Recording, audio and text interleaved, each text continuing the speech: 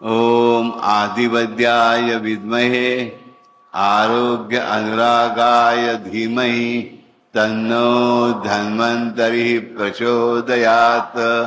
ओम नमो भगवते महासुदर्शन वासुदेवाय धन्वन्तरये अमृतकलशहस्ताय सर्वभय विनाशाय सर्वरोग निवारणाय त्रिलोकपथाय त्रिलोकनिधाय श्री महाविष्णु स्वरूप श्री धन्वंतरी स्वरूप श्री श्री श्री वौषध चक्र नारायणाय स्वाहा।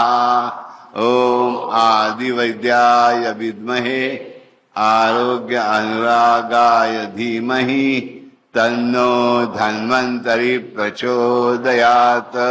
ओम स्वाहा।